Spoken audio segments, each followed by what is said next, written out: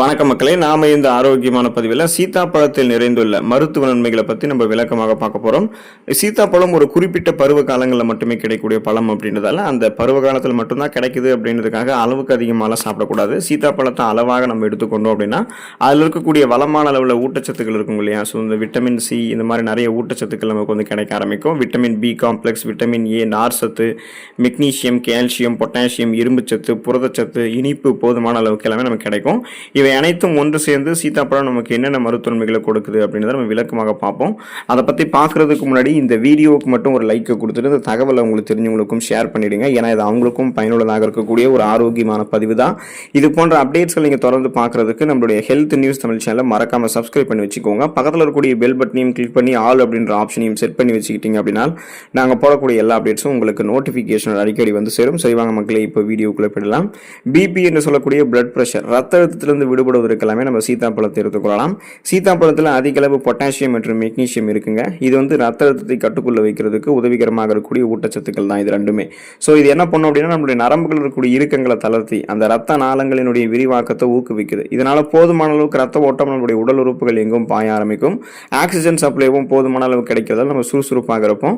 இதனால இதய நோய் மற்றும் பக்கவாதத்தினுடைய அபாயத்தை கூட நம்ம குறைக்கலாம். இது எப்படின்னு கேட்டீங்கன்னா, இப்போ உங்களுக்கு பிபி ப்ராப்ளம் இருக்கும்போது இதயம் தொடர்பான பிரச்சனைகளும் இருக்கும். நரம்புகளில் இறுக்கங்கள் காணப்பட்டுச்சுன்னா ரத்த ஓட்டம் போதுமான அளவுக்கு இதயத்துக்கு வந்து போகாது. இதனால மாரடைப்பு, பக்கவாதம், இதய தமனிகளில் வீக்கம் ஏற்படுதல், இதய தசைகள் வலுவிழுந்து போகுதல் போன்ற கடுமையான பக்க விளைவுகள் இதயத்துக்கும் ஏற்படும். அதனால நரம்புகளில் கூடிய இறுக்கங்களை தளர்த்தி அதை விரிவுபடுத்தி போதுமான அளவுக்கு ரத்த ஓட்டத்தை உடல் உறுப்புகள் எங்கும் பாய்ச்சி உடலை பலப்படுத்துறதுக்கும் இதயத்துக்கு போதுமான அளவுக்கு ரத்த ஓட்டத்தை கொடுத்து இதயத்தை பலப்படுத்துறதுக்குமே பொட்டாசியம், மெக்னீசியம் சத்துக்கள் சீத்தாப்பழத்தில் இருக்கு. பிபி ப்ராப்ளத்தை கண்ட்ரோல் பண்ணுறதுக்கு அதை நம்ம எடுத்துக்கணும்.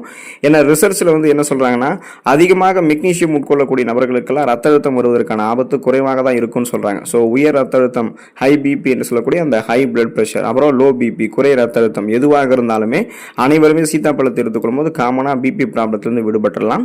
செரிமானத்திற்கு உதவிகரமாக இருக்கக்கூடியதுங்க சீத்தாப்பழம். ஒரு கப் அளவில் இருக்கக்கூடிய சீத்தாப்பழ விழுதுல 5 கிராம் அளவுக்கு ஃபைபர் என்று சொல்லக்கூடிய நார் சத்து இருக்குங்க.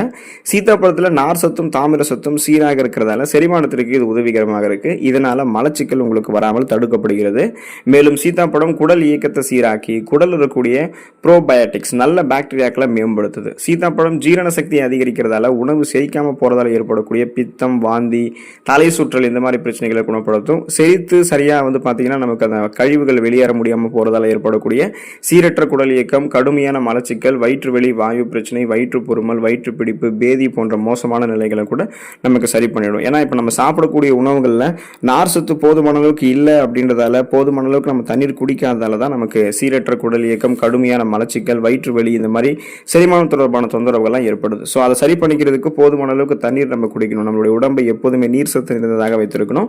பழங்களில் சீத்தாப்பழம் சாப்பிட்டீங்கன்னா நார் சத்து வளமான அளவில் கிடைக்கிறதால செரிமான மண்டலத்தையே மேம்படுத்திக்கலாம். எந்த செரிமானம் தொடர்பான பிரச்சனைகளும் உங்களுக்கு ஏற்படாது. மன அழுத்தத்தை கட்டுப்படுத்தக்கூடியது சீத்தாப்பழம். அதாவது ஸ்ட்ரெஸ், டென்ஷன், டிப்ரெஷன், ஆன்சைட்டி போன்ற மனநிலைகளை வந்து உங்களுக்கு கட்டுப்படுத்திடும்.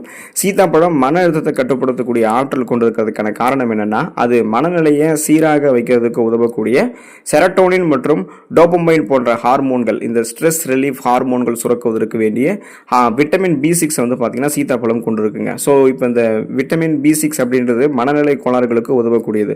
விட்டமின் B6 வந்து மன அழுத்தத்தை குறைக்க செய்யக்கூடியது. இது குறித்து ஆய்வு ஒன்றில் என்ன சொல்றாங்கன்னா, விட்டமின் B6 யார் ஒருத்தவங்களுக்கு குறைபாடாக இருக்கோ அவங்களுடைய மனச்சோர்வு இன்னும் இரட்டி மடங்கு ஆயிடும். அதாவது டபுள் மடங்காக அவங்களுக்கு ஸ்ட்ரெஸ், டென்ஷன், டிப்ரெஷன் இன்க்ரீஸ் ஆகிடும்ன்றதை கண்டுபிடிச்சிருக்காங்க. ஸோ இந்த விட்டமின் B6 வந்து நம்ம அதிகரிப்பதன் மூலமாக மனச்சோர்வு அபாயத்தை குறைத்துக் கொள்ளலாம். சீத்தாப்பழத்தில் இருக்கக்கூடிய விட்டமின் B6 வந்து அதுக்கு நமக்கு உதவிகரமாக இருக்குங்க. அதனால ஸ்ட்ரெஸ், டென்ஷன், டிப்ரெஷன் அந்த மன அழுத்தத்தை வந்து நம்ம கண்ட்ரோல் பண்ணிக்கிறதுக்கு எல்லாமே தொடர்ந்து என்ன பண்ணணும் அப்படின்னா சீத்தாப்பழத்தை எடுத்துக்கொள்ளலாம். நம்முடைய உடல் எடையை எந்த விதமான பக்க விளைவுகளும் இல்லாமல் ஆரோக்கியமான முறையில் அதிகரிக்கிறதுக்கு ஒரு எனர்ஜியான நம்ம ஒரு ஃபுட்டை தேடிக்கிட்டு இருக்கோம், கலோரிகள் அதிகமாக போதுமான அளவுக்கு இருக்கக்கூடிய ஒரு உணவுகளை தேடிக்கிட்டு இருக்கோம்னா சீத்தாப்பழம் உங்களுக்கு ஒரு சிறந்த உணவாக இருக்குங்க. நம்முடைய உடல் எடையை அதிகரிக்க வேண்டும் என்று நினைக்கிறவங்க உடல் எடையை வந்து எப்படியெல்லாம் ஆரோக்கியமான முறையில் குறைக்கிறோமோ அது போலவே ஆரோக்கியமான முறையில் எப்படியெல்லாம் உடல் எடையை வந்து அதிகரிக்கணும் அப்படின்றத நம்ம பார்க்கணும். இல்லைனா கண்ட உணவுகள், அதிக கலோரிகள் இருந்திருக்கக்கூடிய உணவுகளை நம்ம சாப்பிட்டோம் அப்படின்னா உடலில் அதிக கொழுப்புகள் சேர்ந்து விடுவதற்கு வாய்ப்பு இருக்கு. அப்படி ஆகாம ஆரோக்கியமான முறையில் நம்மளுடைய உடல் எடையை அதிகரிக்க வேண்டும்னா சீத்தாப்பழம் அதுக்கான ஒரு சிறந்த உணவாக இருக்கும். சீத்தாப்பழத்தில் அதிக ஊட்டச்சத்துக்கள் இருக்கு, சரியான அளவில் கார்போஹைட்ரேட்டுகள் இருக்கு, புரதங்கள் இருக்கு. ஸோ சீத்தாப்பழத்தை நீங்கள் தேன் கலந்து சாப்பிடுவதன் மூலமாக ஆரோக்கியமாக உங்களுடைய உடல் எடையை வந்து நீங்கள் அதிகரிக்க செய்யலாம். இதனால பக்க விளைவுகளே இல்லாமல் போதுமான அளவுக்கு சதை பற்றுகள் உங்களுடைய உடலில் இருக்கும். கொழுப்பு படிவுகள்லாம் சேராது. போதுமான அளவுக்கு தசைகளை வலுப்படுத்தக்கூடிய எலும்புகள் நரம்புகளை வலுப்படுத்தி உடல் எடையை கட்டுக்கோப்பாக அதிகரிக்கக்கூடிய ஊட்டச்சத்துக்கள் சீத்தாப்பழத்தின் மூலமாக உங்களுக்கு கிடைக்கும். அதுக்கு நீங்கள் சீத்தாப்பழத்தை தேன் கலந்து எடுத்துக்கணும். அதை ஞாபகம் வச்சுக்கோங்க. ஆஸ்துமாவை சரி செய்யக்கூடியதுங்க சீத்தாப்பழம். சீத்தாப்பழம் விட்டமின் B6 கொண்டு இருக்கு. இது மூச்சு குழாய் அலர்ச்சியை எதிர்த்து போராடுவதற்கு உதவிகரமாக இருக்கு. ஆஸ்துமாவை தடுக்கிறதுக்கு உதவிகரமாக இருக்கு.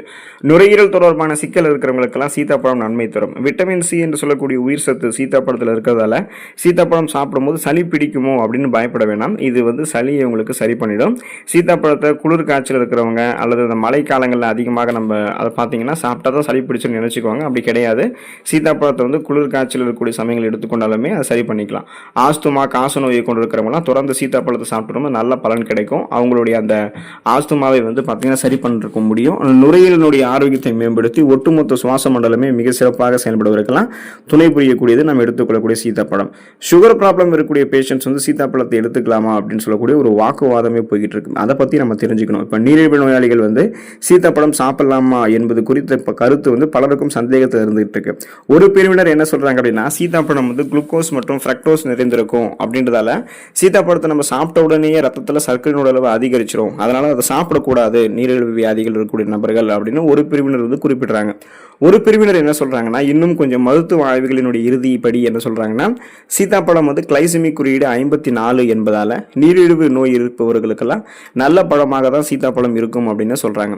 ஏன்னா நீரிழிவு இருப்பவர்களுக்கெல்லாம் லோ கிளைசெமிக் உணவுல 55 மற்றும் அதற்கும் குறைவான அளவு உணவுகளையே பரிந்துரைக்கிறதால தான் சர்க்கரை நோயாளிகள் சீத்தாப்பழம் சாப்பிடலாம் அப்படின்றாங்க. மேலும் இது நார் சத்து இருக்கக்கூடிய பழம் அப்படின்றதால இது ரத்தத்தில் இருக்கக்கூடிய சர்க்கரையினுடைய அளவை உறிஞ்சுவதை மெதுவாக்குது அப்படின்றதையும் சொல்றாங்க. உங்களுக்கு நீரிழிவு இருந்து நீங்க சீத்தாப்பழத்தின் மீது அதிக பிரியம் கொண்டிருந்தீங்கன்னா ஒரு முறை உங்களுடைய மருத்துவரை ஆலோசனை பெறுவதற்கும் நீங்கள் மறக்காதீங்க. உங்களுக்கு நீங்கள் சாப்பிடணும்னு தோணுனா கூட சுகர் ப்ராப்ளம் இருக்குன்னா நீங்கள் பிளட்ல சுகரோடைய அளவு எந்த அளவுக்கு இருக்குன்னு ஃபர்ஸ்ட் செக் பண்ணிக்கோங்க. அளவுக்கு அதிகமாக இருக்குது அப்படின்னா நீங்கள் சாப்பிட வேணாம். அளவுக்கு கம்மியாக தான் இருக்குது சாப்பிடலாம் அப்படின்னு மருத்துவர் பரிந்துரைச்சா மட்டுமே நீங்கள் சாப்பிடலாம். உங்களுக்கு எந்த விதமான கன்ஃபியூஷனும் தேவையில்லை. எலும்புகள் பலம் பெறுவதற்கெல்லாம் தொடர்ந்து சீத்தாப்பழத்தை எடுத்துக்கொள்ளலாம். சீத்தாப்பழம் உடலுக்கு பலம் கொடுக்கக்கூடியது. கால்சியம் சீத்தாப்பழத்தில் நிறைந்திருக்கிறதால எலும்பு பற்கள் தசைகள் இது மூன்றினுடைய ஆரோக்கியத்தையும் மேம்படுத்தும். இதனால உடலை உறுதி பெற வைக்கும். ஸோ இப்போ எலும்பு பார்த்தோம் அப்படின்னா எலும்புகளுக்கு வேண்டிய கால்சியம் பாஸ்பரஸ் போன்ற அடிப்படையான ஊட்டச்சத்துக்களை பார்த்தீங்கன்னா சீத்தாப்பழம் கொடுக்கறதால ஆஸ்டியோபோரோசிஸ் எலும்பு மெலிவு நோய் மூட்டு வலி எலும்பு உருக்கி முடக்குவாதம் எலும்பு மஜ்ஜைகளில் ஏற்படக்கூடிய பிரச்சனை மூட்டு அலர்ச்சி போன்ற எந்த தொந்தரவுகளுமே நமக்கு வராது. பற்களை பலம் பெற வைக்கிறதால அந்த எனாமல் லேயர் நமக்கு ரொம்ப ஸ்ட்ராங்காக இருக்கும். அது தேய்மானம் அடையாது. ஸோ இப்போ உங்களுக்கு ஈறுகளில் வீக்கம் ஏற்பட்டு ரத்த கசிவு ஏற்பட்டு அதன் மூலம் பற்கள் வலுவிழந்து போகிறது, கிருமி தொற்று இன்ஃபெக்ஷன்ஸ் உருவாகிறது, பற்சிதைவு ஏற்படுவது இந்த மாதிரி எதுவுமே இருக்காது நீங்கள் சீத்தாப்பழத்தை எடுத்துக்கிட்டீங்கன்னா. அதே போல தசை பிடிப்பு உங்களுக்கு எதுவும் இருக்காது. தசைகளில் வலி ஏற்படுறது எதுவுமே இல்லாமல் தசைகளினுடைய வளர்ச்சி சிறப்பாக உங்களுக்கு இருக்கும். உங்களுடைய உடல் நரம்புகளுமே பலம் பெற வைக்கப்படும். அதாவது உடலில் இருக்கக்கூடிய பற்கள் எலும்புகள் தசைகள் நரம்புகள் அனைத்துமே வலுப்பெறும் போது உடலுக்கு ஒரு உறுதியை கொடுக்கறதுக்கெல்லாம் நீங்கள் எடுத்துக்கொள்ளக்கூடிய சீத்தாப்பழம் உங்களுக்கு ஹெல்ப் பண்ணுங்க. இப்போ பார்த்தீங்கன்னா பழங்கள்லேயே தனிப்பட்ட சுவையும் மனமும் கொண்டது சீத்தாப்பழம் தான். சீத்தாப்பழத்தினுடைய தோல் விதை இலை மரப்பட்டை என எல்லாமே மருத்துவ குணங்களை கொண்டதுதான். சீத்தாப்பழம் குளுக்கோஸ் சுக்ரோஸ் இரண்டுமே கொண்டிருக்கிறதால உடனடியாக எனர்ஜி நமக்கு உடலுக்கு வேணும், உடனடியாக ஆற்றல் வேணும் அப்படின்னா சீத்தாப்பழத்தை எடுத்துக்கலாம். அந்த ஆற்றலை சீத்தாப்பழம் நமக்கு கொடுக்கும். ஸோ தொடர்ந்து சீத்தாப்பழத்தை எடுத்துக்கோங்க. பார்க்கறதுக்கு என்னதான் வெளியே கரட முரடாக தெரிஞ்சாலும் உள்ள இருக்கக்கூடிய சீத்தாப்பழத்தினுடைய அந்த வெள்ளை நிற சதை பகுதி மிகவும் இனிப்பானது. அது எந்த அளவுக்கு இனிப்பானதோ அந்த அளவுக்கு மருத்துவ நன்மைகளுமே கொடுக்கக்கூடியது. தொடர்ந்து சீத்தாப்பழத்தை எடுத்துக்கொண்டு அதில் இருக்கக்கூடிய ஊட்டச்சத்துக்களை பெற்று நலமோடு வாழுங்கள். அடுத்த ஆரோக்கியமான பதிவில் மறக்காம சந்திப்போம். நன்றி மக்களே.